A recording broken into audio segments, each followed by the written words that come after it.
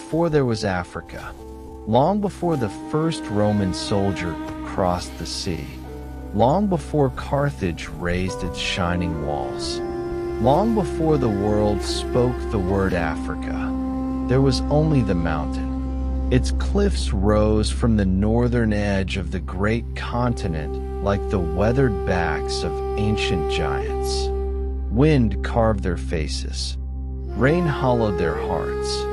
Deep inside them, where sunlight could barely reach, caves stretched through the stone, cool in summer, warm in winter, silent through every passing generation. The people who lived there did not believe they owned the mountain. They believed the mountain had chosen them. Their elders taught that every child entered the world with two mothers, the woman who gave birth to them, and the cave that sheltered them. One gave life, the other protected it. When children asked why the caves were sacred, the old storytellers smiled. Because stone remembers. Unlike men, stone never forgot. It remembered every fire that had warmed a family, every prayer whispered before sunrise, every child born beneath its ceiling, every elder buried beneath its shadow. The caves held memory itself. In the Amazigh language, one ancient word echoed through generations. Ifri, a cave, a refuge, a place where life endured. Scroll documented history.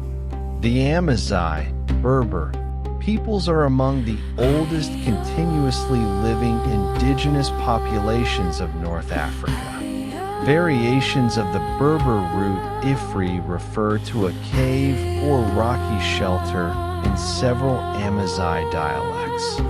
The names Yefren, Banu Yefren, and other historical places preserve this ancient linguistic root. The oldest storytellers spoke of a time no one could measure, a time before kingdoms, before writing, before bronze, before kings claimed land. The sky, they said, was different then. The rivers flowed where deserts now sleep. Great lakes reflected stars that no longer shine above those empty sands. Elephants walked where only dunes remain. Hippos drifted through rivers that have vanished.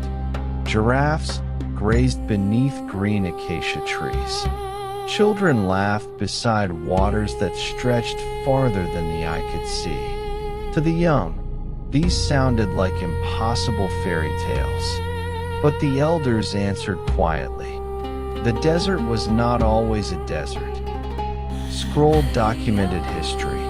Modern archaeology confirms that between roughly 11,000 and 5,000 years ago, much of today's Sahara was green. This period, known as the African Humid Period, featured lakes, rivers, grasslands, forests, abundant wildlife, and thriving human communities. Rock art across the central Sahara depicts cattle, elephants, giraffes, fish, boats, and people living in landscapes that are now among the driest places on Earth. Then everything changed, not in a single year, not even in a single lifetime. Generation after generation, the rains came later. The lakes shrank. Grass became dust. Trees disappeared one by one. Families packed what little they owned and followed the last flowing streams northward. Some disappeared forever. Others reached the mountains. There, among the cliffs and hidden caverns, they found what the open plains could no longer offer. Shelter. Water trickling through cracks in ancient stone. Shade beneath unchanging rock. Hope. The caves became more than homes. They became survival itself. Mothers carried newborn children into their darkness. Old men thanked the mountain before every sunrise. Hunters returned each evening to fires that never stopped burning. The people began calling themselves the children of the shelter, not because they feared the world outside, but because they remembered what had happened when the rains left. Every generation carried that memory. Every child learned the old word, Ifri. One evening, when the stars filled the mountain sky, an elder gathered the children around the fire. He lifted a piece of polished stone. "What is stronger?" he asked. "The spear," one child answered. The elder shook his head. "The lion?" asked another. Again he smiled. Finally, the youngest girl whispered, "The mountain." The elder nodded. "The spear breaks. The lion dies. Kings rise. Empires fall. But the mountain remains." He placed the stone into her hands. "Remember this. A people who remember where they found shelter can never truly disappear." The children repeated his words until every voice echoed through the cave. Outside, the wind carried those words across valleys that one day strangers would call Libya, Numidia, Mauritania, Africa, but none of those names existed yet. There was only the mountain, only the people, only the caves, only Ifri, and somewhere beyond the sea, civilizations not yet born would one day inherit a word they never created. They would write it in another alphabet, pronounce it in another tongue, place it on maps, stretch it across an entire continent. Yet beneath every empire's ink, beneath every border, beneath every conquest, the older sound would remain, almost forgotten. Ifri, the shelter that endured, the word beneath the name. End of part 1. The sailors from the eastern sea. The mountain remembered. It remembered the footsteps of children who became elders. It remembered the songs sung beside fires whose smoke disappeared into the night sky. It remembered generations who called themselves the people of the shelter. For centuries, life followed the rhythm of the seasons. When spring arrived, shepherds led their goats into the green valleys.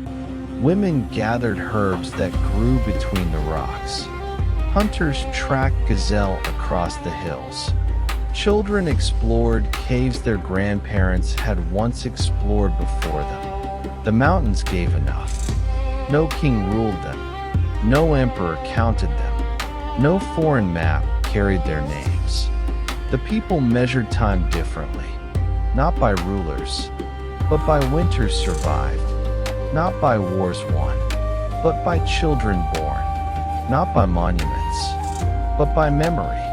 The elders often reminded the young, a name is only as strong as the people who remember it. The children repeated the ancient word, Ifri, the shelter, the refuge, the place that never abandoned them. Far beyond the western horizon, another civilization was rising. Across the Great Sea, merchants from the wealthy city of Tyre mastered the winds. Their ships carried cedar wood from Lebanon, purple cloth worth a king's ransom, glass that shimmered like frozen water, silver, wine, olive oil. They crossed waters few others dared to sail. Every new coastline promised another trading partner, another harbor, another fortune. Eventually they reached the southern shores of the Mediterranean. The coast was rich.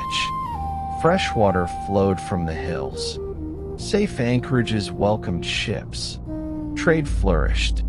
Around the 9th century BCE, they established a settlement that would grow into one of history's greatest cities. Its name was Carthage. Documented history ***. Carthage was founded by Phoenician settlers from the city of Tyre, traditionally dated to around 814 BC.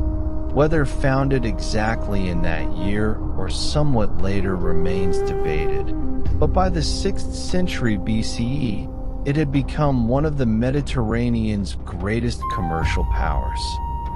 At first, the newcomers remained near the sea. Their ships arrived with goods. Their ships departed with wealth: gold, leather, salt, ivory, livestock, exotic animals, ideas. But trade has a way of pulling strangers toward one another. The merchants soon learned that beyond the coast lived independent mountain peoples. They were skilled herders, experienced guides, fearless warriors, masters of landscapes outsiders struggled to cross. No foreign king ruled them. Each clan guarded its valleys. Each family honored its ancestors. Each elder preserved stories older than memory itself. The traders listened carefully. Again and again, they heard the same ancient sound. Ifri, Yefren. The mountain people spoke it naturally. The foreigners struggled to pronounce it. Every language reshapes unfamiliar sounds. Every traveler hears through the ears of home. Some merchants wrote what they thought they heard. Others simply called the mountain people by names familiar to themselves. Generation after generation, the sounds slowly changed. Not by decree, not by conquest, but through countless conversations beside campfires, inside markets, along dusty caravan trails, where languages blended as naturally as rivers joining the sea. Scroll documented history. How the Latin word Ifri originated remains one of history's unresolved linguistic debates. One long-standing theory connects it to the Phoenician word afar, often translated as dust. Another theory proposes that it ultimately derives from the Amazigh root Ifri, meaning cave or rock shelter. No surviving inscription definitively proves either explanation, and historians continue to debate the question. Trade transformed both worlds. The Amazigh supplied livestock, hides, metals, and local knowledge.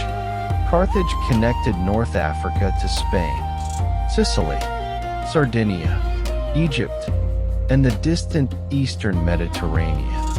Ideas traveled with every ship. Religions crossed the sea. New technologies appeared. Yet the mountain people remained unmistakably themselves. Empires valued cities. The Amazigh valued freedom. Empires built walls. The mountain people trusted cliffs. Empires measured wealth in coins. The elders measured wealth in family, honor, and memory. Visitors often wondered why these fiercely independent people refused to unite beneath a single king. The oldest among them would simply answer, "Mountains do not need one summit to remain mountains." Generations passed. Children born during the first days of trade became grandparents. Carthage grew rich. Its harbors overflowed with ships.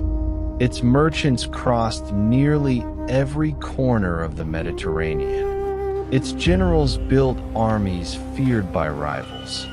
Among them would one day rise a commander whose name echoed through history: Hannibal. But even as Carthage reached the height of its power, another city was awakening across the sea. A city built beside the river Tiber. Small, ambitious, relentless. Its people called it Rome. Neither civilization yet understood that their struggle would reshape the future of an entire continent.